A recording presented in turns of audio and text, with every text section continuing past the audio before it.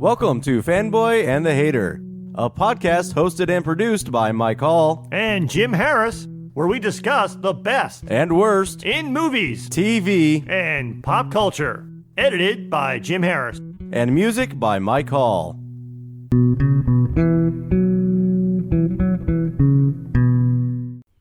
I can feel the electricity in the air with the excitement about today's episode. I'm actually going to let one of my favorite bands, Amon Amarth, tell you exactly who it is that we're talking about.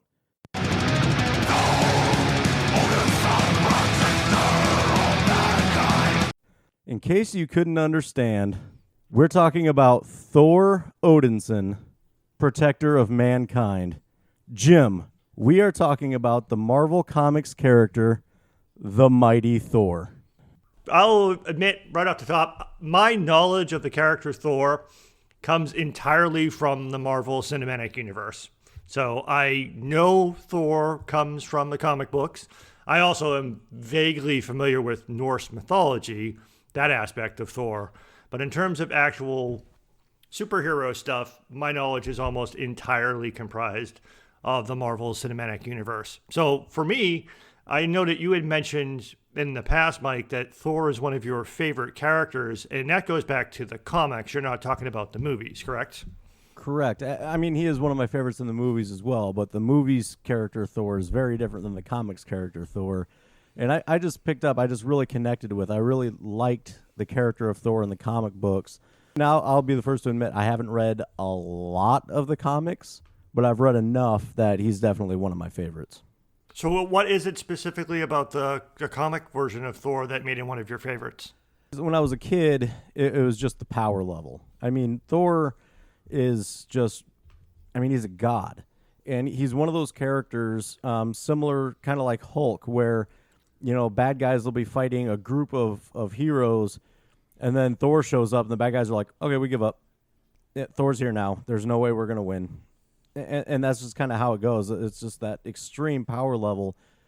But then he also kind of brings in a very, very stern weight of the world. Everything depends on me and my actions attitude. I don't know why I felt that as a kid, but I just really connected with that. The idea of just taking responsibility for everything. And like, he's even a character that, if he can't save everybody, he just breaks down. I mean, because he feels the need. He feels like he has the power, and he should be able to protect everybody. And he feels that because he knows he is the future king of Asgard. So in the movies, they kind of turn him into a jokey character, and that works great in the movies. But in the books, the only thing that was ever funny about him in the books was just his, I don't understand Earth culture. So like every once in a while something would happen, and he might say something, or somebody might say something to him that he just doesn't understand, and it becomes funny. But he's not a funny person. He doesn't say things that are funny. The few non-live action movie things I've seen of Thor come from animation. There's a couple of Avengers animation series where Thor is a character, and that character in that animation is a much more serious character than the way the character is portrayed in the movies. And I wondered if that was closer to how he is in the comic books. Yeah, that's a lot closer in the comic books. My first real introduction to the character, since he comes from the Marvel Cinematic Universe, was the first Thor movie, which was, I guess, a very abbreviated origin story for the character. It introduced us in the Marvel Cinematic Universe to Thor, but it also hinted at and kind of sped through a little bit of Thor's origin, like the aspect in that movie that Odin felt that Thor needed to be taught a lesson of humility and that he wasn't worthy yet, and he punishes him by sending him to Earth. But that's done in a much more dramatic way, I guess, in the comics. In fact, one of the things that I read about which was only alluded to as a joke in the movie, is the persona of Donald Blake. Can you explain a little bit about that? Yeah, so in the movie, he gets thrown to Earth because he's not worthy. He no longer has the powers of Thor. The hammer's also thrown to Earth, and he's trying to find it. Well, in the books, it's very similar. Odin finds he's not worthy anymore. He wants to teach him humility, so he sends him to Earth, but he sends him to Earth as if he's immortal with no memory of being Asgardian.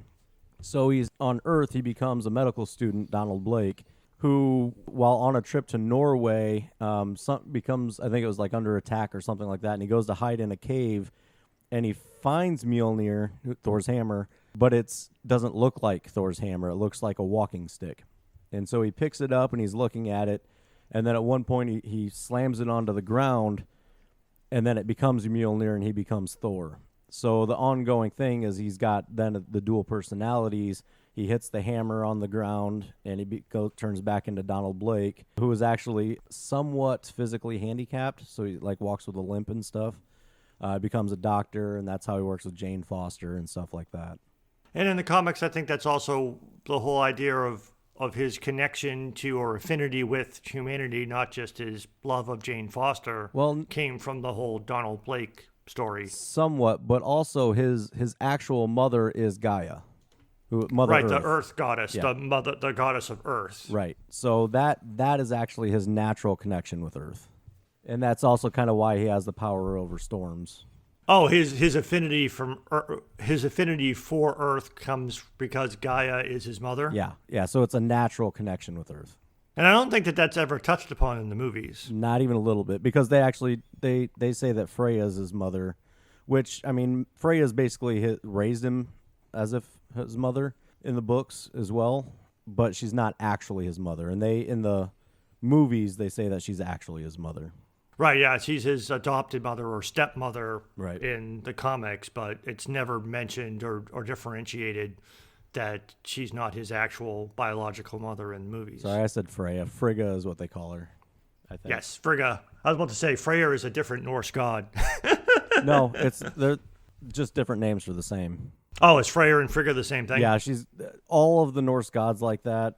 They've got like 5 or 6 different names. It kind of depended on what region you were in. Okay.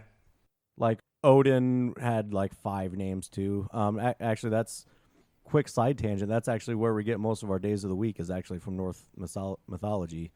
Thursday is from Thor's Day, and then one of Odin's name is actually Woden. So Wednesday is actually comes from Woden's Day. Tuesday is from Tyr's Day, which Tyr is another one of Odin's brothers. So yeah, Freya, another name is Frey, and that's Friday. So that origin story is a little bit different. It also seemed rather interesting to me, especially the part where you said that he has amnesia. So he's not just sent to Earth and stripped of his powers. He doesn't even know that he's Thor. Right, and theoretically, I believe, he'd lived for years as a mortal, not knowing that he was Thor, until he found that walking stick hammer. Yeah, I don't know, maybe that just would have been too long, a long way around for an origin story for the character in the movies, but that seemed like it would have been a bit more interesting. We could have met him as just sort of like a regular person, and not known who he was, and then he finds the staff and hits the ground and transforms into Thor. I think that might have been a more interesting way to meet the character. But maybe that was just too long of an arc for a movie. Maybe. And it also kind of creates an interesting like love triangle type thing, because Donald Blake / Thor is in love with Jane Foster, but Jane Foster only loves Thor and not Donald Blake, and kind of like the Superman Lois Lane thing. I was just about to go there. I was like, Thor, for me, the Thor Jane Foster thing seemed a lot to me like Superman Lois Lane. It also seemed a lot to be like Thor is kind of like, it's a bad comparison, but based on like some of the things you described earlier, Thor seems to be like the Superman of Marvel. Because you had said earlier that when Thor shows up, the battle's over. Because he's just so powerful. He shows up, he can just take care of whatever the threat is. And you and Reese in our Superman episode had made a similar remark about why it's difficult to write stories for Superman or to include Superman in ensemble stories like the Justice League, because he's just so incredibly powerful on his own. He kind of like dominates the story. Yeah, and kind of similar. It's kind of hard to write interesting stories for Thor without bringing a lot in. But That's actually another really cool thing that I really like about what they did with Thor in the comic books is they actually brought a lot of the mythology over and kind of just retold some of the mythology stories, or at least brought the characters over and used them, because then that kind of puts them on equal territory a little bit. And actually, interesting, I actually just read it this morning a little bit. So Thor for the comic books was created, you got to put Stan Lee's name in it because he was a part of it, but really it was Jack Kirby doing that, and then later, Larry Lieber was part of it as well. But Jack Kirby actually had originally created the Thor character for DC before coming back and using him with Marvel. So that would have been really interesting to watch, Superman and Thor fight, because that's been theorized in a lot of times, because it's kind of one of those things of, they say in the movies, magic is science you don't understand. Well, Superman is susceptible to magic. Thor's power is granted to him by the magical enchantment on Mjolnir. So Thor's power is magical. So theoretically, Thor would be able to just mop the floor with Superman. Well, isn't that only one aspect of Thor's powers? I mean, yeah, the Mjolnir gives him control over the weather and Nope. lets him call lightning and stuff like that. But isn't he, even in and of himself, doesn't he just possess, super strength and super speed? Yeah. Kind of like Superman? Or does it all come from the hammer? Well, that's all his, but then you got to remember what the enchantment is. The enchantment is, whomever holds this hammer, if he be worthy, shall possess the power of Thor. So basically, Odin took Thor's power and put it into the hammer, more or less. So then whoever holds the hammer has the power of Thor. Now, was that, not to jump ahead, but was that, not retcon, but was that changed in the movie? Because I remember in Ragnarok, he loses his hammer, and in a crucial scene in the movie, he has sort of a spirit quest thing with Odin, and Odin basically says, your power never came from your hammer, it just helped you focus it. Is that a complete departure from the comics? Not necessarily. I think part of it, I think kind of what they did there was, the hammer doesn't exist and the power's back within you. That's kind of how I took that, because then nobody would be Thor anymore. There has to be a Thor. But they've also kind of on multiple occasions, somebody proved themselves worthy to hold the hammer, so they'd create another hammer with a similar enchantment and give it to that person. So then there's multiple Thors. Actually, a group they call the Thor Corps, multiple people with the powers of Thor.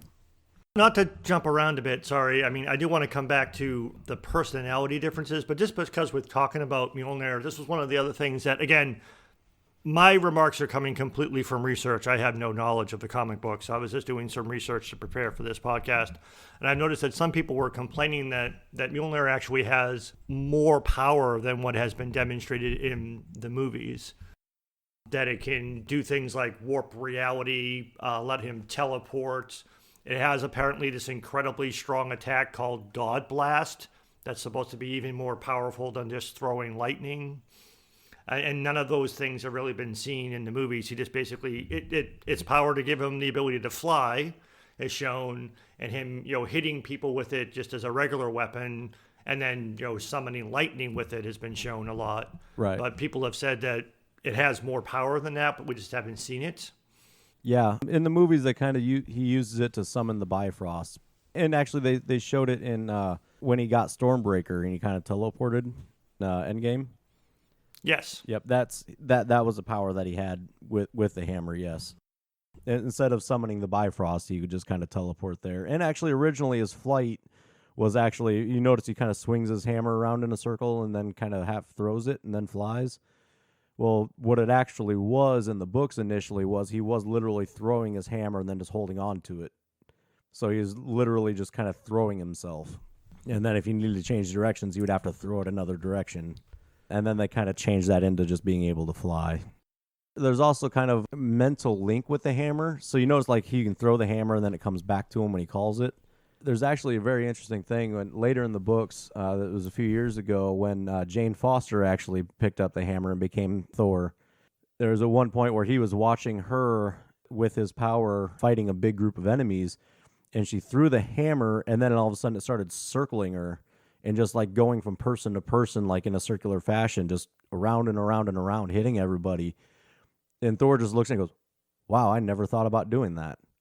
And it just kind of shows like there's so much more to the hammer that's possible. It's just a matter of understanding it and knowing what you can do with it. So a lot of that, like you said, the God blast and stuff like that.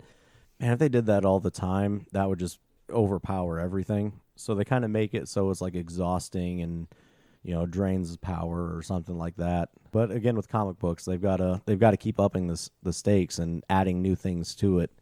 Otherwise, it becomes bland. Kind of like Superman, he keeps getting new powers all the time. Yeah, the other thing that has been used to great effect in the movies is the inability to lift the hammer if you're not worthy has been used to great effect. Like he uses it to like pin down Loki in one of the movies. He uses it to like pin down the dragon of Surtur at one point. So it uses useful that idea that you can't pick it up if you're not worthy, and if it's like put on top of you, it like weighs you down. And he's used it to pin people down, which has been a cool effect that they've used. That's the other aspect of the hammer, I guess, just to acknowledge that part of it that they have shown in the movies. That and that really cool meme, if you haven't seen it, where Spider-Man really has to go to the bathroom, but Thor put his hammer on top of the toilet seat. Or the scene in like Ragnarok where it's not the pinning down thing, but the hammer returning to his hand, he throws when Loki is pretending to be Odin, and he throws the hammer away from him, and then he stands behind Loki and just holds him in front of him. It's like, the hammer's going to come right back to me. Right. And then Loki, I yield, and he steps out of the way before he gets smashed by Mjolnir. So they have used the hammer to good effect. Yeah, and they did jokes with it too, like when he hung it up on the coat rack. Yeah, that was funny. In one of the other movies, it's like, shouldn't the coat rack have fallen down? Well, that's the thing, is the hammer really isn't actually that heavy. It's just nobody can lift it unless they're worthy. Ah, okay. So again, not to jump around, sorry, but was the destruction of the hammer in Ragnarok, was that a departure from the comics as well? No. Was the hammer supposed to be destroyed? Actually, the hammer was destroyed at one part, and that's actually something that I really expected them to come back, and they might still, actually. I don't know if I want to spoil it for anybody, but I guess if you're a comic book fan, you already know. And I don't know if they'll do it exactly this way or not. But yeah, the hammer was destroyed at one point in the books. It was actually Doctor Strange magically put it back together. In the previews, after they show the hammer getting broken and then they show him talking to Doctor Strange, I really thought that's what they were doing with it. Apparently not. He went and got Stormbreaker instead, which is not even his hammer. But I guess they're kind of pulling from the Ultimate Universe, and he did use that in the Ultimate Universe.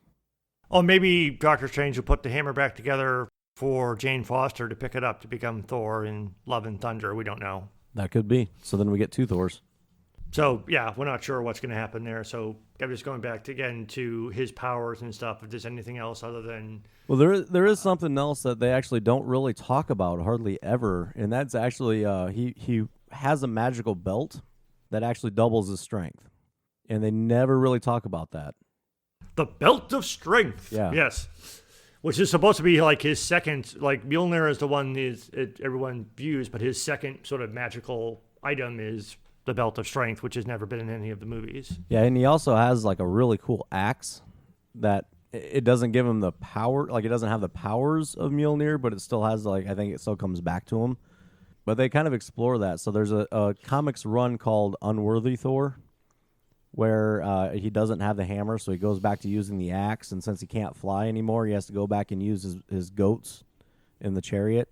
Tooth Grinder, Tooth Gnasher are the names of his goats, and they're magical goats that can fly, so basically they pull his chariot anywhere he needs to go. Did you find that in any of your research? Oh, yeah. I wasn't disappointed not to see that in the movies. I was just kind of looking at things. It's like, I wonder why they didn't do this or why they didn't do that in terms of... Well, they might still. There's still a lot of movies left. That's true. In my research about the creation of the character, you already talked about Jack Kirby, and then Stan Lee was also involved. And Larry Lieber. I read that was interesting was that Stan Lee had created the Hulk first, and then he wanted to create someone who was as strong or stronger than the Hulk. And it's like, well, how do you do that? So he decided to create a god, to create a Norse god to rival that. So it was sort of interesting to me how Stan Lee was even thinking about that in terms of the strength comparison between Thor and Hulk, because we've seen that played up a little bit in some of the Avengers movies, and even in Thor Ragnarok, the jokes about who is the strongest Avenger, whether it's Hulk or Thor. Yeah, they fight a lot. They fight a lot. I mean, is Thor stronger than Hulk? Well, no, because Thor is the strongest there is. And there's really no maximum potential for Hulk's strength. Hulk just kind of gets stronger as he gets angrier. So they keep fighting. He keeps getting stronger and stronger. But Thor has the intelligence level and has thousands of years of fighting experience. And that's something they don't really talk about it, especially in the movies. They don't talk about the level of fighting training that Thor has. He's been fighting wars against magical, huge beings for thousands of years. He understands war strategy. He understands a lot of different fighting styles. He just only really uses the brute strength fighting style because that's what really matches with the hammer. So, but if he doesn't have the hammer, he uses different types of fighting styles. So that's kind of the fun thing is Thor and Hulk like fighting each other because Thor can let loose a little bit on Hulk and vice versa. Hulk can let loose a little bit on Thor, and Thor just, I mean, he's a god. He heals up fast. You know, he can take that beating and get back up and keep coming. The other thing that made me think a little bit about the Hulk was, again, from my research, was apparently in the comics it was also kind of like the Berserker Rage from Norse mythology, not just for gods, but for Norse warriors, that I guess Thor could enter something called the Warrior's Madness, where he goes into this like temporary stage, which increases his strength, but it has the unfortunate side effect that he may attack both friend and foe alike, which kind of made me think of kind of like a Hulk-like rage where he's just like out of control. Similar, but that's actually not a power he has. That's actually like an affliction in Asgard, where most people, if they go into that, they're killed. There was a run, and it's actually a really interesting run, where he actually goes into that, and he just decimates Silver Surfer and Beta Ray Bill and Valkyrie, and they're trying to find a way to save him and pull him out of the Warrior Madness. It's actually a really interesting run. I suggest you read it. So do you think, just before I move on to, or go back to his personality before we leave his powers, do you like the way his powers have been portrayed in the movies? Because some of the people that I've read stuff online about complain that Thor is underpowered in the movies. I think they'll probably power him up a little bit more now that Captain Marvel's in, because they're going to have somebody that can kind of rival her. It never upset me. Like I've said before, I kind of think of them as different characters. I kind of have to. Otherwise, I'll be upset with the movie version, just simply because it's such a far detraction from the comic book version that I love. Is that more, though, the personality or the power? What is the thing that's the big discrepancy? Both. Why you see them as two different characters? Both power and personality? Yeah, both. They underpower him, and the personality, like I said, they make him more jokey, less serious. You got to I mean, in the books, this is a guy, he's the prince of Asgard who knows throughout his entire life he's going to end up being king of Asgard. And Asgard is kind of the ruling class of all 9 realms.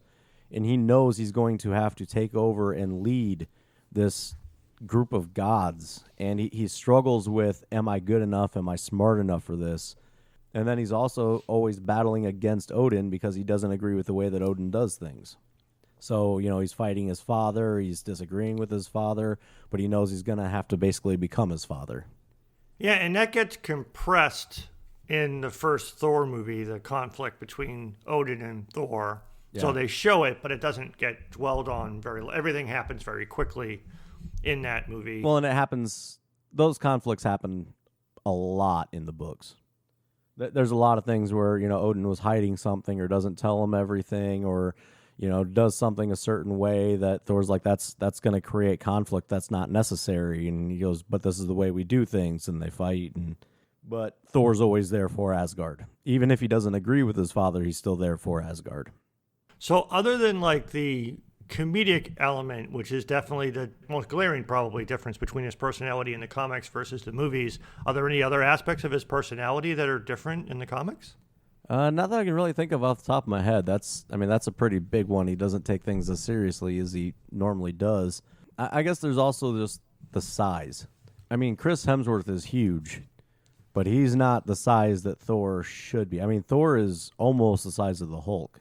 You know, you see him in the books, and he flies down, he stands, and he's among all these people that are 6', 6'2", and they're only up to Thor's shoulders. The guy's just giant. Yeah, I know in the animation, I mean, I haven't seen the comic books, but in the animation, he's enormous. Right. And that's part of the imposing figure. Like, everybody's just so scared of him when he comes in because, yeah, he's huge. He's incredibly powerful. There's almost no beating him without some magical way. And that's where you kind of get into some of his rogues gallery, and it's usually magic used against him. The other thing that seems, I don't know if this is from the comics or not, but one of the other aspects of his personality that seems to be played up upon occasionally in the movies, at least, is he's, at least early on in his movie run, he's shown as very arrogant and very entitled. Like in the first Thor movie, that's part of the reason he gets cast out by Odin. He's kind of basically an entitled douchebag, basically, and he's very arrogant. It's like, yeah, I'm going to be king. Everybody worship me. I'm awesome. Is that not the way he is in the comics? I think there's runs where he kind of gets that way, and then he's humbled again. He's not so much arrogant as confident. I know there's kind of a fine line there sometimes, but there's times where, like, he'll show up to somebody and they're doing bad things or whatever, and he'll just look at him and go, "If you want to test your mettle with the mighty Thor, I'm happy to oblige." And they're like, "Never mind, I'm good. I give up." But again, that's more of a confidence thing, not really an arrogance thing. There's one other aspect I'll come back to in a second, but is there any other aspect about Thor from the comics that you wanted to call out or wished had been incorporated into the movies? Well, I really like how they pull in like his family members and like other parts of the mythology, and also actually opened the door for other mythology as well. They brought in like Hercules and Ares, beings from other religions or other mythologies. It really opened the door, and that's actually a really common thing throughout the books. Is actually Thor and Hercules fighting each other, because they'll fight each other kind of like Thor and Hulk do. But it kind of creates a brotherhood between the two. They really understand each other, both being basically immortal gods, stronger than everybody else, major training and fighting and being able to defeat just about anybody. So it kind of they form a brotherhood there, and I think it's really interesting to see that and how they both the relationships with their fathers, fairly similar, and they understand that. I just think that there's so much that happens in the books that I think it would be hard to translate it into the movies.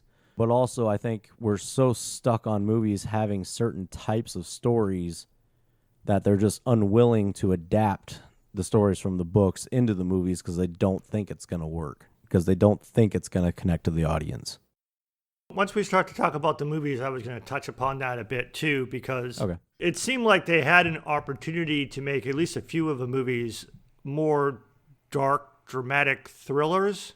And they seem to have just basically settled on action comedy as a way that they wanted Thor to be portrayed in the Marvel Cinematic Universe. Yeah, I think, if they did the really serious Thor, then you'd have to have other characters be the comedy.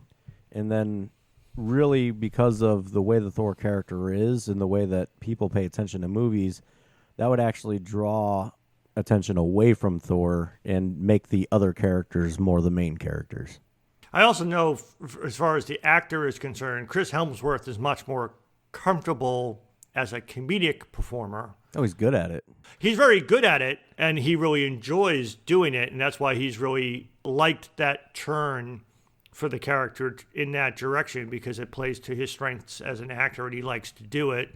Some people have criticized before that shift happens, which happens most notably with Ragnarok, which we'll get to later, some people criticized his lack of range as a dramatic actor hurt the portrayal. But again, I'll get into that when we go through the specific movies, because that was one thing that popped into my mind as well.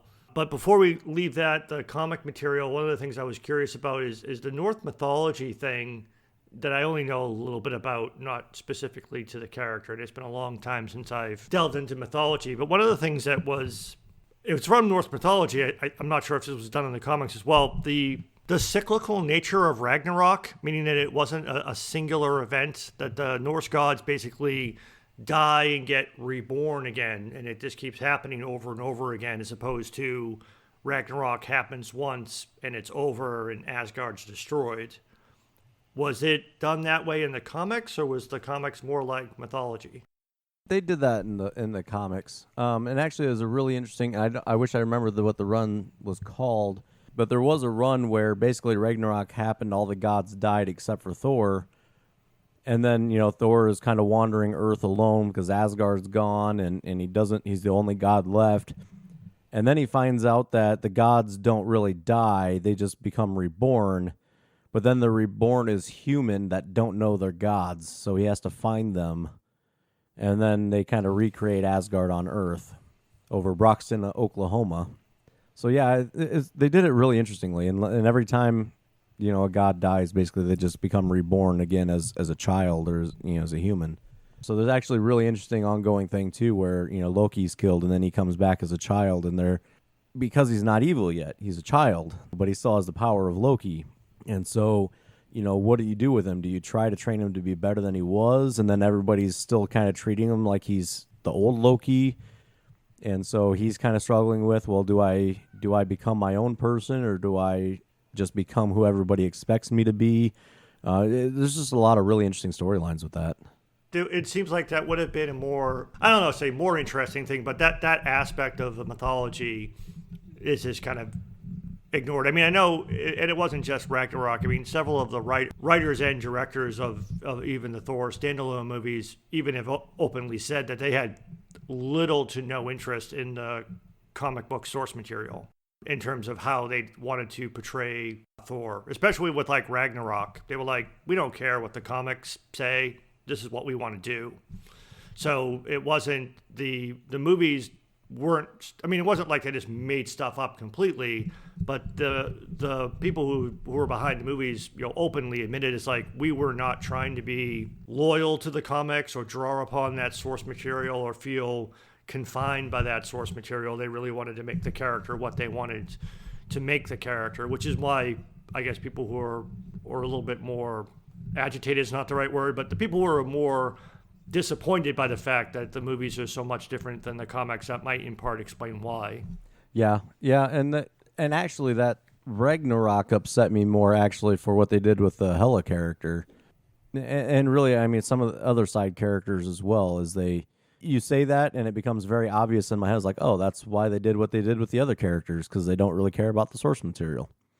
Yeah, the fact that like Hela wasn't the firstborn, and it wasn't their sister. They basically, they changed her origin story completely for Ragnarok. Right, yeah. In the comic books, Hela is actually Loki's daughter. Right, because Loki time traveled into the past and had a daughter that became her, and she was the goddess of death, which as she was depicted in the movie, but she wasn't, the firstborn of Odin. Yeah, so the whole story that they gave her in that aspect was completely different in Ragnarok. Well, what they did is that there's actually a character named Angela, and they kind of adapted. Yeah, which was their actual sister. Yeah, so they kind of adapted that story and turned it into Hela, because Queen of Hell is a little bit more interesting than, hey, look at this beautiful blonde character that's Thor's sister. I can understand why they made some changes to it, but I also can understand why people who like the comic books were not happy with the changes that they made. And again, going back to the thing we had just mentioned before, the making Ragnarok a singular event, and then it's over, and then all of those characters are dead and gone. Well, and the one thing that makes them limited in the movies now, though, is one of the ongoing things in the books is Hela really, really wants Thor in Hell. That's one L Hell, not two L Hells. They're different hells. Really wants Thor's essence in Hell, because then that would grow her power and make her one of the more dominant realms in the universe. So that's kind of an ongoing thing. She's always pushing, hoping to be able to pull Thor into her realm. But now they can't really do that. There's a lot of interesting stories where they have to like travel to Hell, and he's like, yeah, you can try to fight me, but you're not going to like the results, that kind of thing. And it closes the door on a lot of interesting storylines that they did that.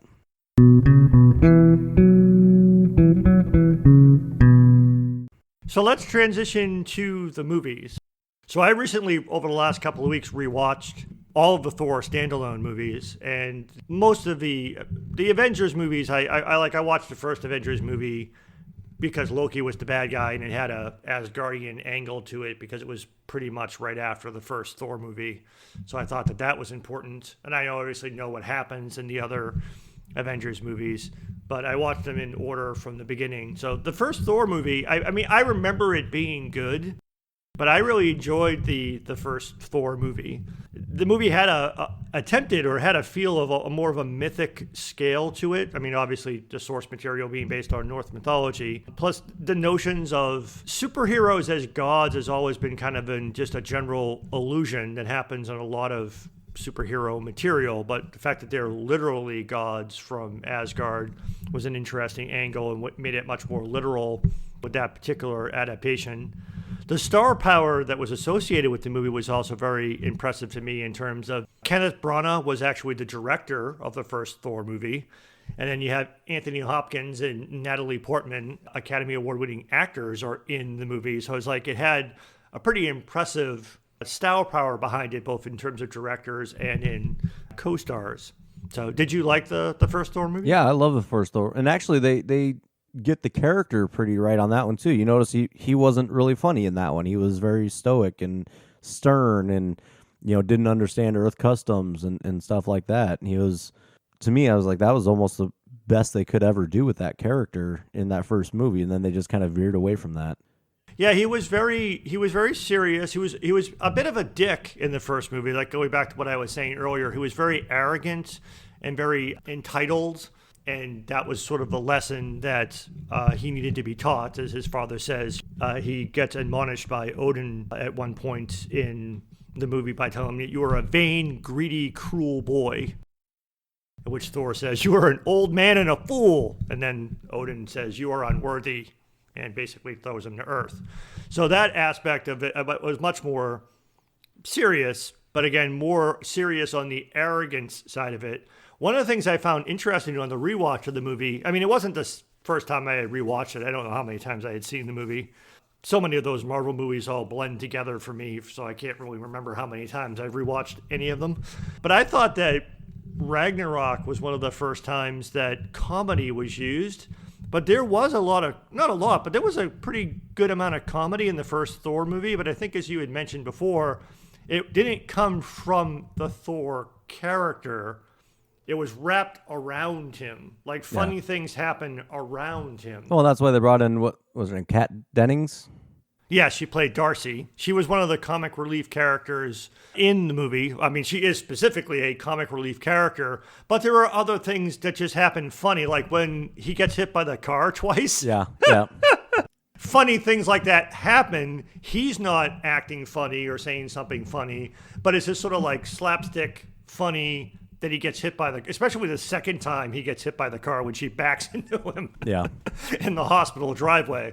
So, I mean, the movie had some funny moments to it. It just was that the character wasn't funny. And that was sort of the change that happened in the later movies, especially not to jump ahead, but when you get to Ragnarok, the character is making jokes. Yeah. Before that, stuff around him was funny, like you said, or also the whole not understanding Earth's customs and things leads to some funny interactions in the first Thor movie and in the Avengers movie and some of the other movies. But comedy was definitely a part of it. Like I had mentioned before, it's really an action comedy, and that has been the way that they've treated the character in the Marvel Cinematic Universe. Yeah, I'd meant to rewatch the movies, but I just never got around to it. Maybe you can, since you did recently rewatch it, maybe you can answer this to me. When Loki took over the Destroyer armor, was Loki still like he himself, like moving and reacting and stuff? There's a weird scene where you don't see enough of it, but there's like a couple of cutback scenes where you see Loki turn around and look behind him because Thor is now fully Thor and is behind the Destroyer. Mm-hmm. So you see the Destroyer turn around and they cut to Loki and Loki has turned around. Yeah. But I don't think that there was enough of implication. I mean, I think there was a strong implication that Loki was controlling the Destroyer, but I don't think that there were a lot of scenes that actually showed you like him fighting or something like that. Right. But that it was the big scene, the oh my god scene, wherein Thor is re-Thored, for lack of a better word. That causes, the Destroyer and Loki to pivot and say, uh-oh. Yeah. But I don't know if there were anything else that let you know that he was controlling the Destroyer armor. Well, he was obviously controlling it, but that's not where I was going with that question. Oh, okay. I'm sorry. What did you mean? What did you mean? So in the books, the Destroyer armor, basically whoever's controlling it, their essence is pulled from, basically their soul pretty much, pulled from their body and put into the Destroyer armor. And so their body just basically becomes comatose. And so really like the only way to stop the Destroyer is to find the body and destroy the person. Oh, no, then that is not done. Yeah, and that's what I was saying. That was kind of the one thing that I think I remember about that movie that kind of pulled me out of it a little bit, but it was easy to ignore. Yeah. Loki is fully conscious while in control of it, and they defeat Destroyer on Earth without having to go to Asgard and stop Loki there.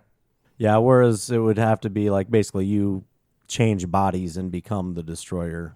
So that's how when that happens in the books, basically they have to threaten Loki's body, and then Loki has to transfer back to his own body to protect himself. And that's about the only way to destroy it, or to stop him. Just because I was looking at my notes, the other funny scene that happened to Thor, again, happened to him, and was more his comedic reaction, is when he gets tased, is pretty funny. Oh, yeah. So, I mean, he gets to act. Again, he's showing some comedic acting, but he's being serious. He just happens to be, he's actually surprised that he's even taken down by the taser. Right. And again, at that point, he doesn't have his full strength. Yeah.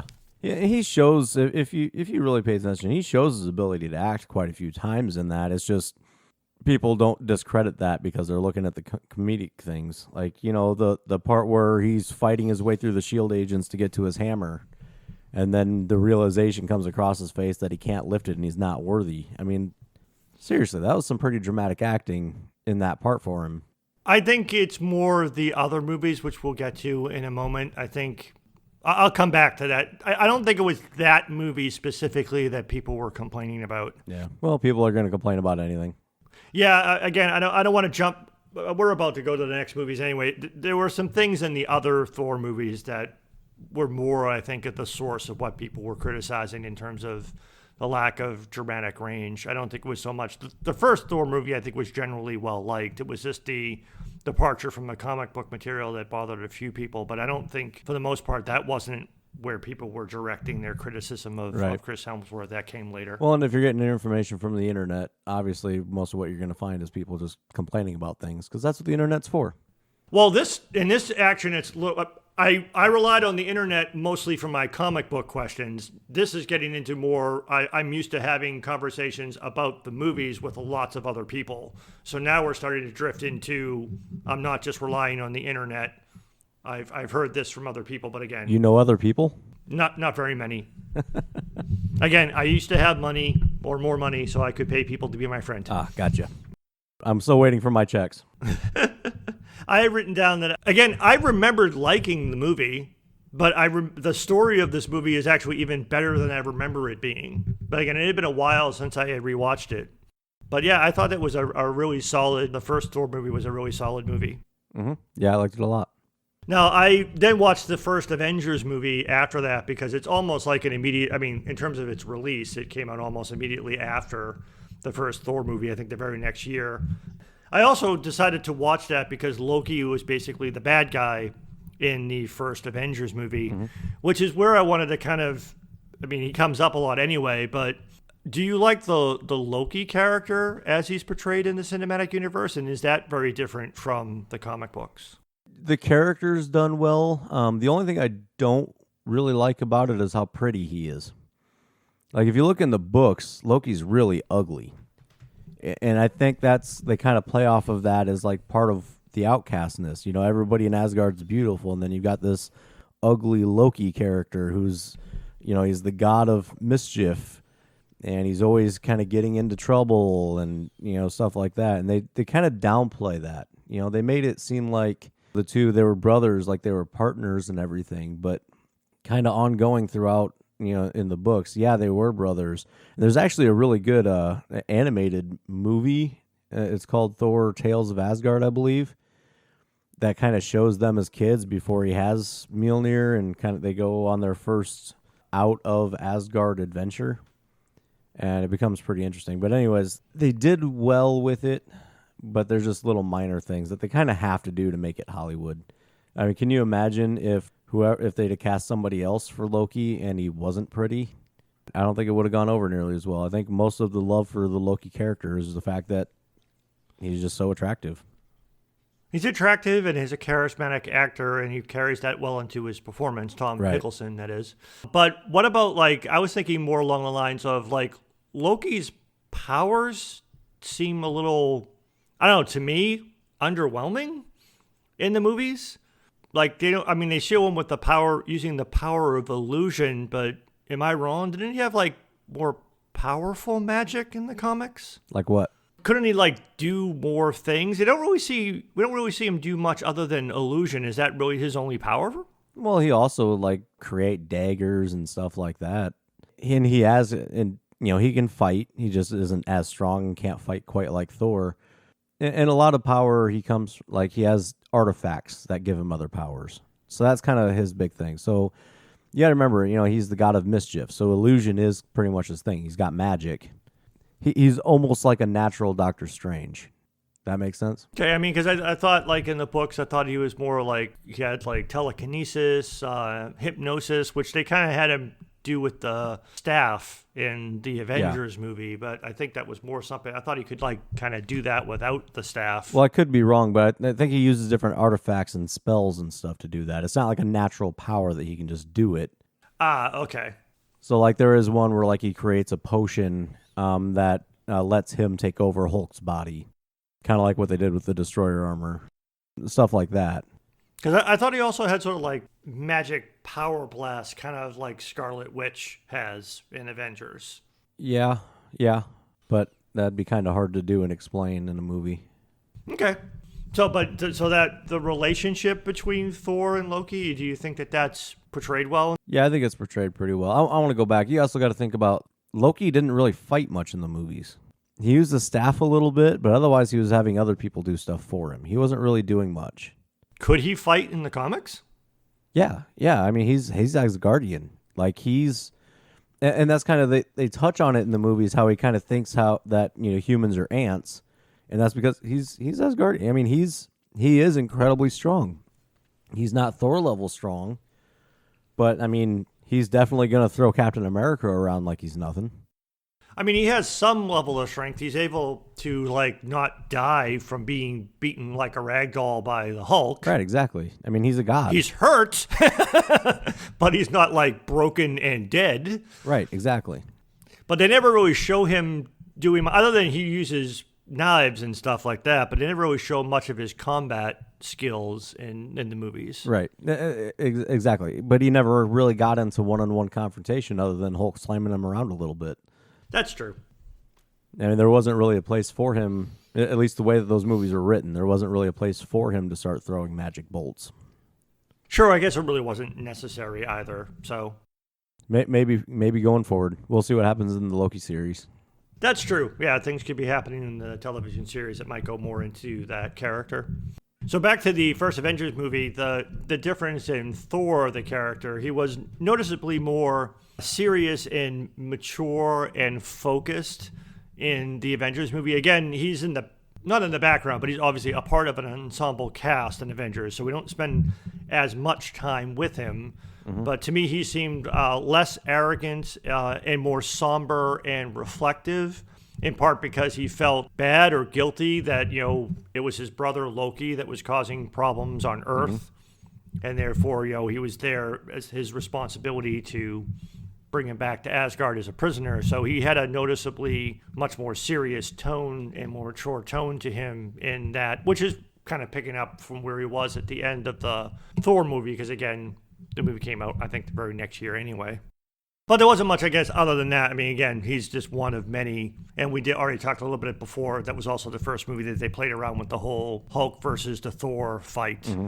that happened in that movie. It was also, that entire movie also was sort of all of the Avengers sizing each other up Right. and having one-on-one, not all of them, but there were multiple times where they interacted with each other. Iron Man, Thor, Hulk, etc. Yeah, and I like how they broke out the Thor hitting Captain America's shield and causing the big blast. They do that quite a bit in the books.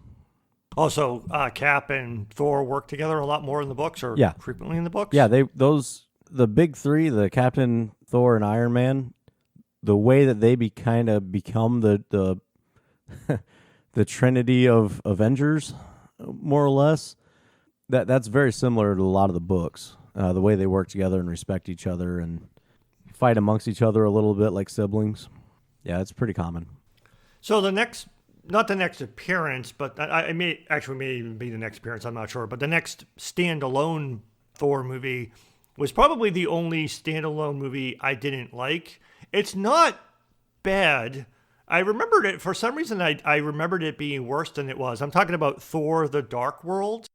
It was just kind of meh. Yeah, it's just not really that interesting. Yeah, again, it's not a bad movie, but it's just kind of like, it just never seems to rise up to it. It's attempting again. The standalone Thor movies try to have more mythic storylines, which obviously makes sense given the character. But for whatever reason, the Dark World just never seemed to rise up to the interest level that it seemed like it could have had. You know, I blame Lord of the Rings. And maybe it is. I mean, all of the movies that come out, superhero movies and other movies like that, have definitely start to get us a little bit underwhelmed even by cool things that happen. I mean, because the Dark World, actually, there were quite a few cool effects and really impressive cinematography in the movie. But at that point, I think we're just underwhelmed by that in general because that stuff is in so many movies. Yeah. Well, I think also, like I said, I blame Lord of the Rings. There's been, people have an image of elves as being like really light and bright and happy and all this stuff, and then you bring in dark elves, and I don't think people really knew how to react to that. Well, they also, from Lord of the Rings, we think of elves as being good guys. That too. And the dark elves were more like Orokai. I know you don't know what that means because you're not a Lord of the Rings fan. But yeah, the dark elves didn't bother me in any way. The only thing about the dark elves that kind of annoyed me was the speaking in Elvish. I mean, again, it was necessary for the story, but like it kind of downplayed it a little bit for me. Like I don't know, some taunting in English might have been helpful for me. But yeah, everything being in Elvish was a little bit. How American of you that you expect everybody else to speak English. I know, exactly. I mean, it's not incorrect for the character or for the story, but for some reason, it kind of I don't know. Again, there's nothing about the movie that was bad. It's just nothing really was as cool as it maybe seemed it should have been.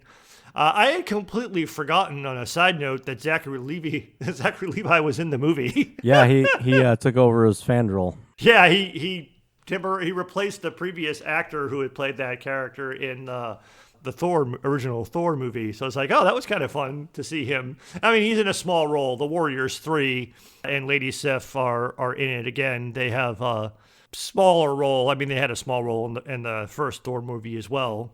You know, just because I brought them up, I mean, are those characters interesting in the comics as well? Lady Sif and the Warriors 3? Oh yeah, the Warriors 3 are great. And that's actually, if there's one thing about the Thor movies that actually does really upset me, it's the underplaying of the Warriors 3 and that they're not a little bit more of a focus.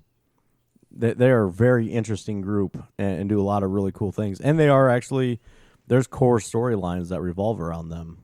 Isn't there also, in addition to that, isn't there another character, Balder the Brave? Yep, that's Thor's brother. Oh, he's Thor's brother. I didn't know that. Yep. And he's been absent from the movies. Is he an interesting character in the comic? Oh, how do you define interesting?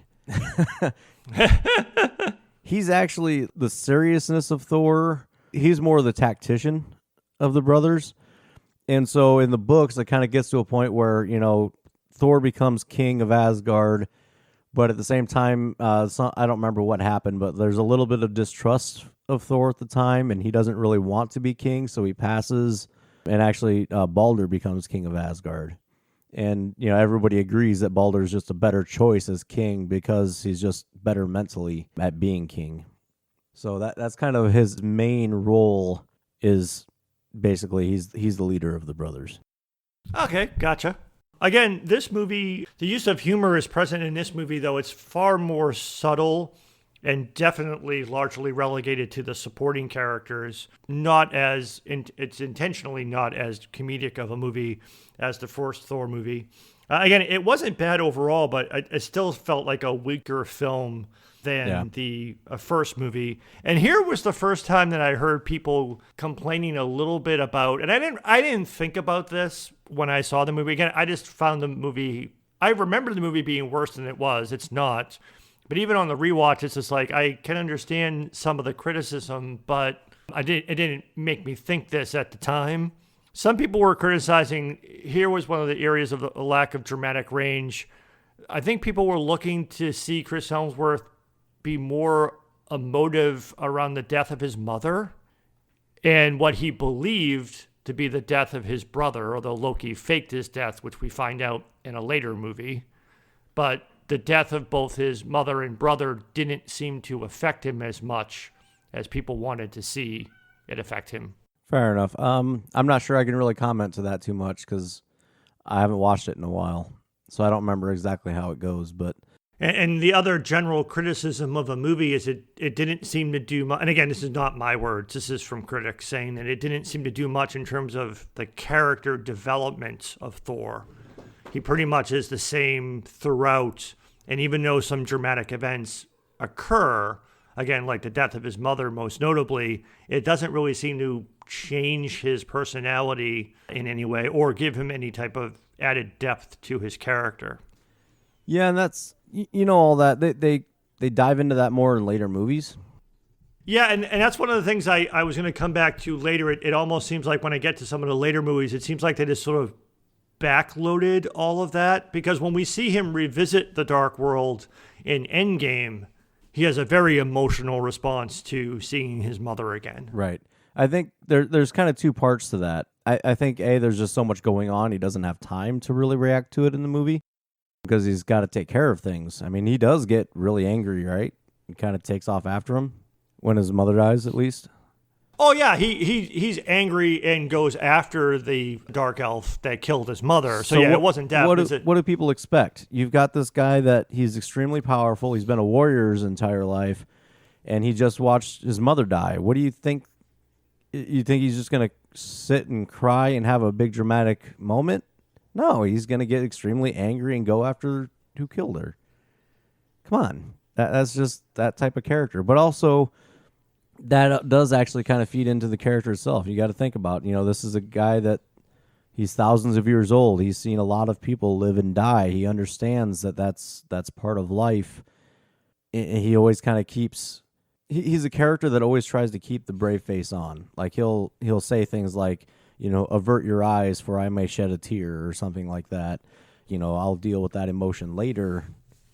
I got to focus on this now. He's that type of character. They just don't really explain that or portray that all that well in the movies, I don't think. No, they really don't. Like at one point later in like Infinity War, when he has a brief moment and he's talking with Rocket, he mentions that he's 1,500 years old. And he also talks about all of the things that have happened to him. Mm-hmm. And he's on the cusp of almost not breaking down, but kind of like in denial about like all of the emotions that should be crushing him at that point. But we have more to get through before we get to that part. So I think it's always just been there. It just might have been pushing it down, and then it kind of explodes when we get to see his portrayal in Endgame, which is where I would think would be the reverse of the criticism of him showing more dramatic range. But yeah, in this movie, I think people, I'm not sure if it was that. I think the other thing that might be unfairly feeding into the criticism of that type of character development and range in the Marvel Cinematic Universe, I think they play much more of that with Cap and Iron Man. And they get to do, not just because of Civil War, but also just because of the things that happen to those characters. And maybe just because those guys are better actors, I don't know. But you see much more depth, especially with Captain America. and emotional range with Chris Evans than you do with Chris Hemsworth. But again, maybe that's part of where the criticism comes into. But that's is he's obviously not on the same level acting wise as Chris Evans and Robert Downey Jr. Well, I would argue we don't know that yet, but that's also part of the character. He doesn't show emotion like the other characters do. Remember, he's old. Old people don't show emotion like that. Yeah, and again, but I think it comes back to, like you said, it's people looking at just the movies, the character that you're saying that the character is like that, that's because you know the character from the comic book. And they didn't really establish enough of that, maybe enough for people to see the character as a different character in the movies. And maybe that's why it's causing that unfair comparison. I don't know. Again, I think that kind of comes from also the inability to adapt directly from the comic book to a movie, because critics like that expect these characters to be like every other character in every other movie. They don't expect a different type of personality.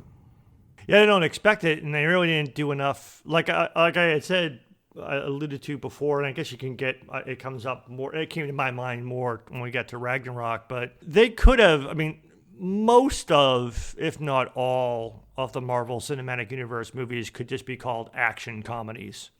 If they wanted to, they could have deliberately made at least the standalone Thor movies more dark and dramatic. But they just decided that that's not what the Marvel Cinematic Universe wanted to do, or they didn't think that people would like that type of a character. But they could have. They could have, but it's less entertaining. I don't think it would have reached nearly as many people. That's what I'm saying. Like I'm not. That's why I don't get upset about the changes they made to the character, because I understand why they made those changes. If you were to directly adapt the Thor character to the movies from the comic books, he would only be able to be one of many in a movie. Like, he could be in Avengers, but you wouldn't really be able to make multiple standalone Thor movies based off that character. They just wouldn't do as well. They would go by way of Suicide Squad. Or they would have to invest more in the supporting characters in the Thor standalone movies, which they wouldn't want to do because those characters aren't going to be major characters other than maybe arguably Loki, since he comes up a lot. Right, and it would end up not a Thor movie. It would end up whoever the side character is movie. It would be more of like an Asgardian ensemble movie. Right. Which I guess the Thor standalone movies are supposed to focus on Thor as the character that we see in the Avengers movies. Although, again, that's not like every single character hasn't had that treatment. The easiest example is Hulk. The Hulk standalone movie was a completely different actor. Right. And no one cares about that. So, I mean, all of the Hulk character development all happens, well, pretty much within the Avengers movies, and then in Ragnarok, Hulk was a character. So, and we haven't had standalone movies, with the exception of the new Black Widow movie coming out. We haven't had standalone movies for every member of the Avengers. Right. But let's move on to, it's my favorite, and I think it's probably the best rated one in terms of standalone Thor movies, at least the ones that have come out so far. Thor Ragnarok, which I just watched, I think, last night or the night before. It's definitely the most entertaining. It's the most entertaining movie for sure. It's the most entertaining movie, which is probably why people like it so much. Did you like Ragnarok? Yeah, I did a lot. One of the things that I actually really liked about Ragnarok is actually they kind of hinted at some of those other characters. Like when they come in on the arena and they've got the statues of people, like the faces. Oh, Beta Ray Bill, you mean? You got Beta Ray Bill there. I think Ares was there. I can't remember who else was there, but there's a couple other main characters too that were there that are in main Thor storylines at least. So yeah, the somewhat hint at a possible addition of those characters, I think is great. Or at least a brief acknowledgement of the wider comic book universe. Right. And possible, they may bring those characters in later. But also I really like that they somewhat, I like and didn't like at the same time that they adapted Planet Hulk into that storyline, which is really cool to see. But then they took one of Hulk's best storylines and turned it into a Thor movie. That was one of the things I was going to ask about, because obviously that didn't need to be in the Ragnarok storyline. Right. But they seem to fold that into it. In the Planet Hulk storyline, is Thor in that? Is that the Thor Not even a little. Not even a little. Okay. So so Thor and Hulk don't face off in that gladiatorial combat. That's something that was invented for this movie. Now I'm getting myself mixed up a little bit because I can't remember if it was in the books or not. Because I've watched there's an animated version of it that does have Beta Ray Bill in it, but now I can't remember if that was in the books or not. Well, it definitely wasn't a part of the Ragnarok storyline. Right. No. Yeah. In Planet Hulk, basically, Hulk gets knocked out and basically strapped down into a rocket ship and sent into space. The recording that tells him that, Iron Man, Mr. Fantastic, et cetera, kind of all got together and decided he's just too dangerous to have on Earth. So they send him out in space. He lands on a planet that's a gladiatorial planet run by a king that is unjust, basically. I'm going to really short and summarize it.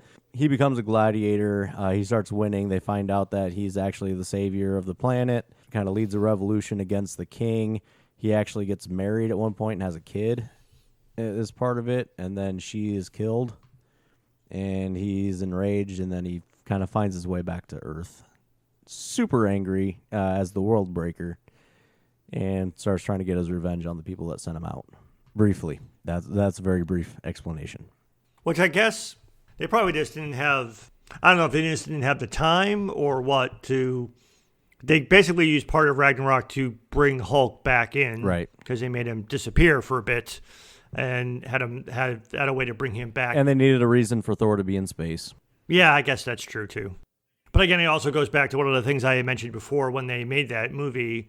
They said, yeah, we don't really, they didn't completely ignore the source material, but it's like they made the movie that they wanted to make, and they weren't really concerned about completely, they obviously adapted some elements from the comics and the stories into the movie. It wasn't a complete departure, but They were not concerned with being faithful to the comics depiction of Ragnarok. Right. It worked. And they were able to bring in the Game Master. Yes. Which I guess I did not know this, but he's the brother of the Collector? Yep. I don't know if they actually say that in the movies. For some reason, when I was coming across the comic research material, I stumbled across that. Well, if you notice, they've got similar faces. They have similar faces and I guess similarly weird personalities, right. But I didn't know. I don't know if it was ever mentioned and in the movie. There's other brothers they can explore too. So this was Thor Ragnarok was a solid movie, and I would say it's probably the best standalone Thor movie. I really enjoyed it, but it was also interesting to me. It's despite the theme of the movie, the impending doom of Asgard, here was another thing where it's just if you wanted to make a dark, dramatic thriller, here was another opportunity to do so based on what was basically happening in this movie.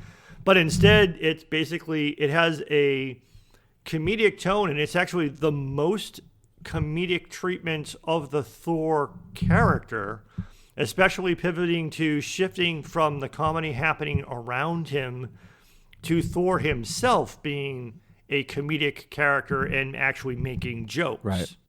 Yeah, that's why I kind of say, it is regarded as the best movie.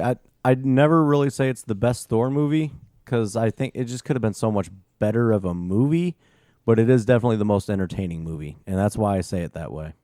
Yeah, I agree. For me, in my notes, I had written down that it's probably the best example. And again, this is theoretical in terms of the comic book knowledge for me. But for me, it's this may be the best example of a different approach that Marvel took in their live action movies with the Thor character. Because again, as I said, this could have been a dark, dramatic thriller, and I think could have been a really awesome movie if they went in that direction with it. But again, it's still largely an action comedy. There are obviously dramatic elements to it. The confrontations with Hela are obviously dramatic in the way that she decimates and murders people. So it's not like the movie is just slapstick comedy. There are dramatic elements to it, but they could have leaned into that and made that whole movie be about that. And I don't know, on one hand, I might have actually wanted to spend a little bit more time with the Hela character in that part of the movie. The whole sort of side trip to bring the Hulk and then go back and get in was a good part of the movie, and it was entertaining, but it kind of takes us away from the core Ragnarok story, which maybe might have been more interesting if they had spent more time on it. Yeah, like I say, it could have been better. It could have been a lot more interesting. They could have done a lot of different things with it. I will say, just kind of a side note, I don't know if it was just me, but man, Hela was hot in that movie. Yeah, it was a very interesting character, and it was very well portrayed. That's what I was saying. Not so much from the hotness, but I found the character very interesting. Knowing practically nothing of it from comic books, I would have liked to have spent more time with her. Yeah, it would have been interesting to see what they really intended for that character, since that character is a mixture of two other characters. Could have been interesting. Yeah, and if we could have spent a little bit more time on Asgard and with the Asgardian storylines, then, dropping off to, the Game Master and the Planet Hulk storyline that gets folded into the movie. I will also say, too, though, I was really upset about what they did with Scourge in that movie and how they made him. Was that a big departure? I mean, that was Carl Urban's character Right. in the movie. I know he comes from the comics. Was that a big departure from that Huge character in the comics? departure. Yeah. Yeah, that character's like, he's always super serious. Like, he's almost like the Asgardian assassin. I mean, he's a hunter, tracker, and basically he's used as like the brute force enforcer for Enchantress. Which, again, that movie, what they did with that movie, Hela could have easily just been Enchantress in that movie. They could have just made her Enchantress, but I guess she's magic as well. So they'd been like, oh, and now it's just like a female Loki, which is probably why they went the route they did. But basically, she has kind of like almost like a magical enchantment over Scourge, and he basically does her bidding all the time. But yeah, him with his axe, I mean, he can go toe to toe with Thor, and they just kind of made him a big joke in that movie. Yeah, they did. They had him a big joke, and they had him a lot of comedic material from him when we first meet him at the movie where he's taken over the Bifrost. Yeah. So yeah, that when we first meet him, he's definitely very comedic. So yeah, I mean, I had nothing to base it on in terms of the character from the comics. I knew nothing about it. But the characters that we meet that help Thor out on, what are the characters that he fights with that calls him New Doug? Oh, Korg?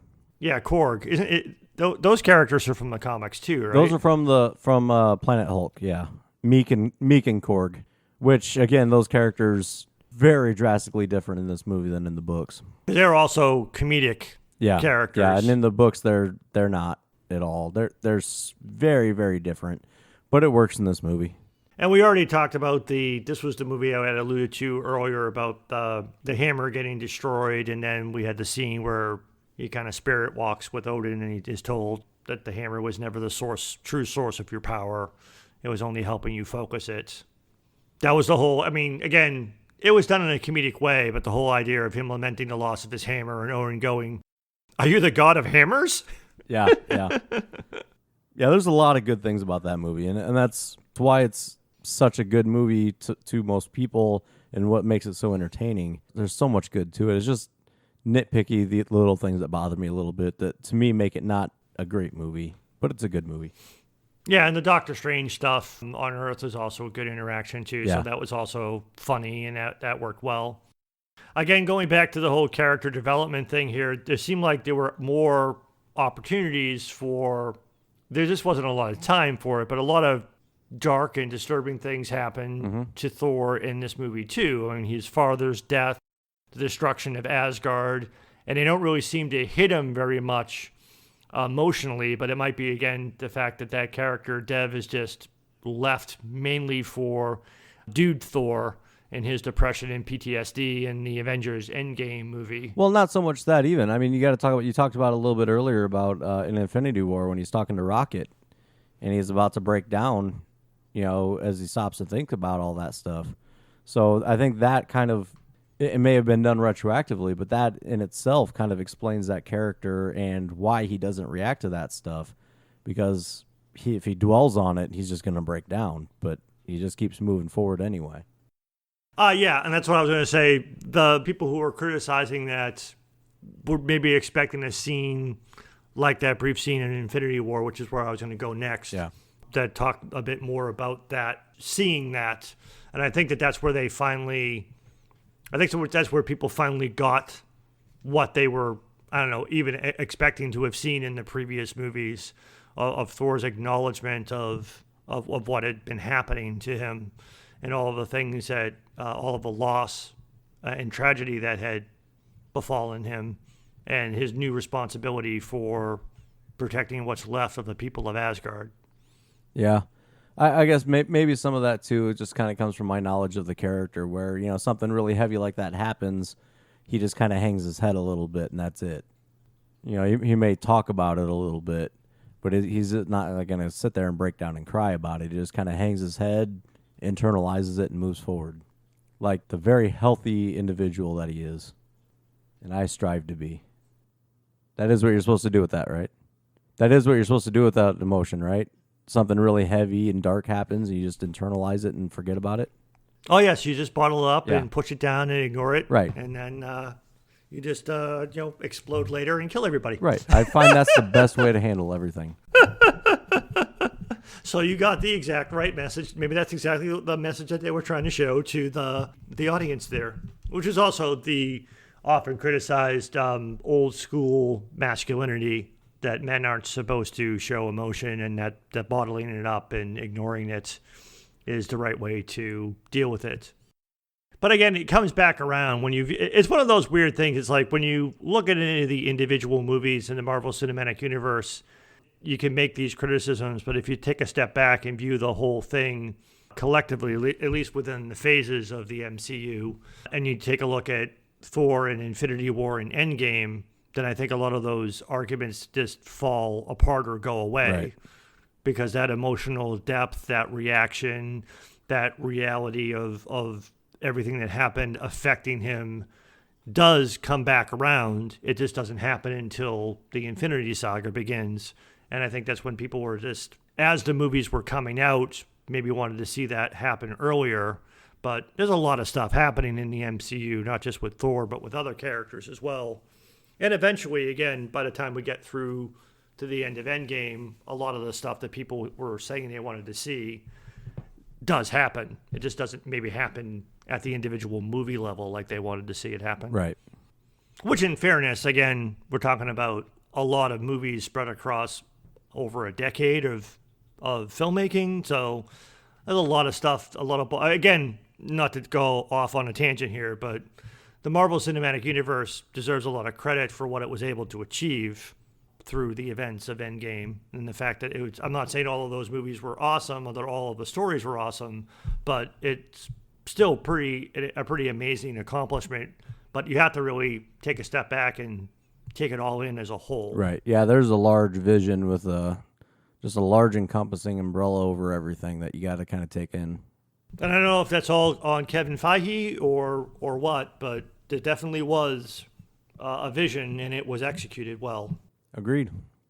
So next up was Avengers Infinity War. And here again, once again, due to the movie's, mostly ensemble cast, Thor, he doesn't fade into the background, but he's just one of many characters. So there are individual scenes like the rocket scene that we've referred to a couple of times, where we do get to see Thor really deal with the emotional weight of everything that has happened to him. But again, obviously, there's a lot happening in the movie, and it's also a fast-paced movie because a lot of stuff is happening. Yeah. But we do see, I think, the beginning of the completion of the character development arc for Thor that starts to come to much more of a both dramatic and comedic head in Endgame. But before jumping ahead, was there anything specific about Thor and Infinity War that you wanted to touch on? Well, that's the movie with my favorite Thor line in all of the series. And to me, though, the reason it's my favorite is not only is it's a quick line that's actually incredibly insightful, but it also kind of shows, even in the books, he's serious, and he can say something that is funny without it's not comedic, it's just funny.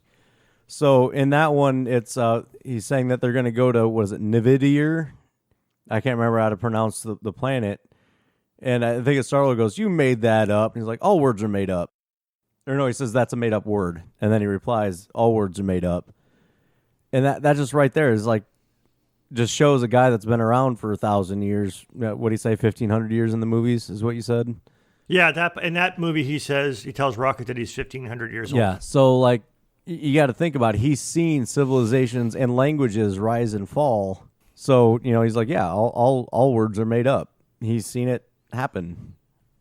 I don't know. Maybe I read into it more than anybody, even more than they intended. But I just really love that line. Well, it's a funny line, but again, it's also probably more indicative of the humor that's in most of the Marvel Cinematic Universe. They go by fast. Yeah. Like, the movies are funny not because they break out of the action and drama and stuff and just go off on comedy riffs. They just have quick jokes. Right. And even stuff like that, which is not technically a joke, it's just funny. Right. And that's, to me, again, that's the Thor character. He's not funny, but he says funny things sometimes. Yes, I agree. It's hard not to think of Infinity War and Endgame collectively. Yeah.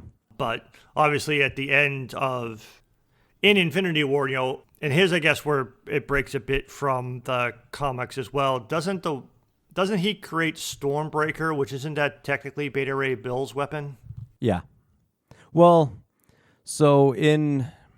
No. Depends on which canon.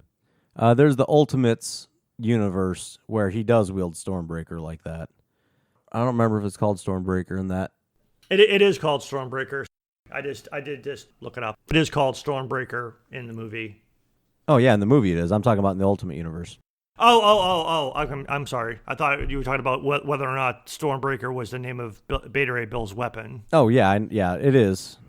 It is. My question is whether or not, because in the Ultimate universe, which is, okay, so the main Marvel universe is Marvel 616, and the Ultimate universe, I can't remember what the number of that one is, but it's a different universe with the characters are just slightly different. And in that one, Thor has a hammer that's kind of a axe hammer thing, like in the movie. I don't remember if it's called Stormbreaker or not. I didn't really read a whole lot of the Ultimates universe. But that also could come into why the character's a little bit different, because they have said that a lot of what they're pulling into the movies is from the Ultimates universe, which is a whole nother... It's kind of... They wanted to kind of reset and be able to tell new stories with a different... without having all the background, so they created the Ultimate universe. That makes sense. The other sort of, I guess, comedic type of thing that starts with the Infinity War is Thor and the Guardians of the Galaxy. Yeah.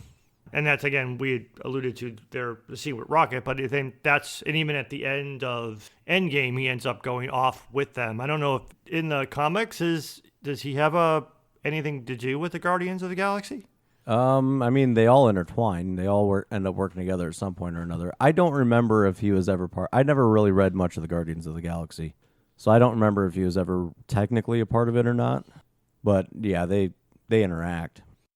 So since we're focusing on Thor, let's jump ahead. So, he gets Stormbreaker, and in the battle at the end of Infinity War, he almost kills Thanos, who chastises him for not going for the head, which he does in Endgame, and end up, again, Infinity War, Thanos snap happens, and everyone goes away. Half of everyone goes away, blah, blah, blah, blah. Endgame.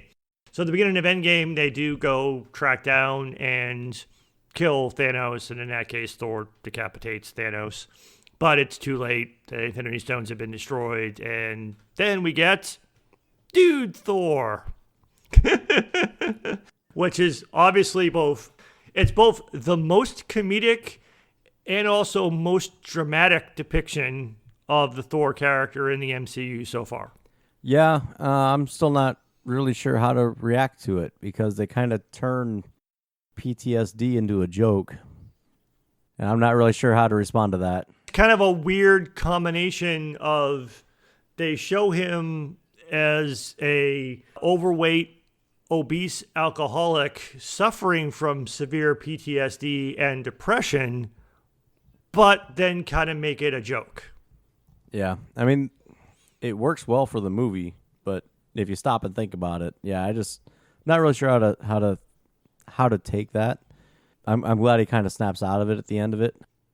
Yes, it is nice to see that he snapped out of it. So yeah, it's weird. Again, it's one of those things where it's like, again, we call him Dude Thor because he looks like the Big Lebowski, basically, right, when they go to meet him that first time at New Asgard. So yeah, it's a bit it's probably played up a little bit too much for comedic effect. But in terms of minus the jokes and the making fun of it, it's probably a pretty decent dramatic turn for Chris Hemsworth in terms of you do feel that guy's got PTSD and depression. Oh, yeah, he did a really good job with what was given to him in that. And I really like the scene with him and his mother. I think that was beautiful. Yes, and again, that's what I was alluding to earlier. I think the emotion that people wanted to see him deal with about the death of his mother when they go back to the dark world, when they do the time traveling thing, and he has an extra scene with his mother, that is a very strong emotional scene. Yeah. And I also really like, when they're almost to the big fight scene and he's just standing there and Cap and Iron Man walk up and like, what's he doing? Just sitting there. And, he's like, this is probably a trap. They're like, yeah, we know. He's like, all right, as long as we're on the same page. And then he goes all Uber Thor with both hammers. That was awesome. That was awesome. Another big thing, actually, that I really enjoy, and it's another one of those little side jokes in that movie. So in the previous movie, he kept calling Rocket Rabbit. And then in this movie, there's a part where Rocket's running away from Asgardian guards, and they're yelling, "Get that rabbit!" It's just one of those little throwaway lines that I just find absolutely hilarious that a lot of people probably missed. Yeah, it's stuff like that. Again, those are the the funny aspects of the MCU that I really enjoy. And most of the movies, probably the Ant-Man movies are probably the only exception where they don't really go directly at comedy most of the time when they're funny. Right. But in those movies, it's more background type of stuff like that. But again, it's funny if you catch it. But it's okay if you miss it. But it is really funny, a good funny callback. I mean, there's a lot of really. I mean, obviously with the nature of the story of Endgame, there's a lot of callbacks. That's basically the whole framework of the plot. Right. But yeah, there's a lot of good comedic stuff all throughout Endgame. But I'll stay focused on just Thor. But yeah, that part was funny. Did you have any issues with the abdication of King of New Asgard and him at the end of the movie going off with the Guardians of the Galaxy and sort of not taking on the responsibility for looking after his people? No, because I kind of mentioned before, he did that in the books. It was just he gave it to Balder instead of Valkyrie. Which actually, and that's another thing, is the Valkyrie in these movies is a different Valkyrie than is in the books. A completely different character? Yeah. The Valkyrie in the books is Brunhild, and actually I was almost upset about it, but then they showed her. So in the flashback, she's the one who sacrifices herself for Tessa Thompson's character. Yeah, right? yeah. In the flashback, you see her, the one with the long blonde hair. That's Brunhild, and that's back in Ragnarok that they show. Yep. Like when Loki grabs her head and says, "Oh, that must have been a painful memory." Yeah. And we see the flashback of the Valkyries' battle with Hela. Yep. But then they also, I mean, in the books there have been, I believe, multiple Valkyries. I mean, Valkyries is kind of a race or like a group of people, so you can't really be too upset that they used a different Valkyrie than the one we're used to. Yeah, she's a Valkyrie, right. Not the Valkyrie. Correct. I don't know, does she actually have a name, or is she just called Valkyrie? Angry Girl? That's what Hulk calls her. I don't know. I don't know that they ever really give her a name. Again, I don't have the comic book background. I did like her character, though, in both Ragnarok and Endgame. And again, that's why I never actually got upset about it, because they did a very good job with that character. Yeah, she was conspicuously absent from Infinity War. Yep. As was, and not just Infinity War, but even going back to Ragnarok, Lady Sif also disappears. Yeah, that really upset me too, actually. I think that was more about the actress's availability, but I mean, they had replaced Asgardians before. Right. We had talked about Zachary Levi stepping in. But yeah, Lady Sif just goes, poof. We don't, not even like an off-screen death or something. She just disappears from the story. Right. Yeah. I think Valkyrie disappeared, though, in Infinity War because she was on the other ship. Yeah, that was the part that confused me until the second or third viewing, because, at one point in Infinity War, Thor says, that Thanos killed half my people, because that's Thanos' thing. But it's like, well, we saw the ship blow up, so where are the other half of the people? So the other ship and Valkyrie must have been on it, and that's why she wasn't there, and that's where the other Asgardians come from. Yeah, they pulled a Chewbacca on us. Yes, they did pull a Chewbacca on us. But yeah, so that might be the off-screen explanation for where Valkyrie and the other half of the Asgardians were. Right. Which I believe, I'm sure coming up, they're probably going to do the whole rebuilding Asgard on Earth in Oklahoma thing. Yeah, I mean, again, I have no idea other than Jane Foster becoming Thor in Love and Thunder. I have no idea what else they're going to be doing in that movie. But you got to imagine that that's got to be part of it. Probably. If not the next one, then the one after that. Who knows? Before that, is Thor going to be in the next Guardians of the Galaxy movie? Before Love and Thunder? I did hear a rumor about a thing, but I don't want to perpetuate rumors, and I don't really want to know.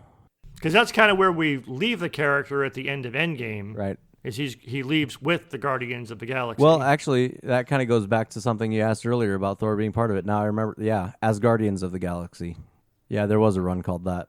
I know that Love and Thunder doesn't come out until 2021, but I didn't know if there was a Guardians of the Galaxy movie that would be out before. I think the Thor one's going to come out first because James Gunn is finishing Suicide Squad before doing our Guardians of the Galaxy, I think. Ah, okay.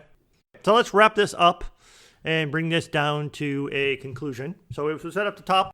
Thor is one of your favorite characters from the comics, and you really do like the Thor character in the Marvel Cinematic Universe, but you need to keep them separate in your mind, you said, because if you think too much about it, you start to not like the cinematic Thor. Is that correct? Yeah. Yep. That's exactly it. You said everything I was going to say for me. Okay, excellent. And as at the time of this recording, as we've alluded to next, I mean, the last time we've seen Thor on screen as so far was Avengers Endgame, and we believe that Thor Love and Thunder is the next time we're going to see the character.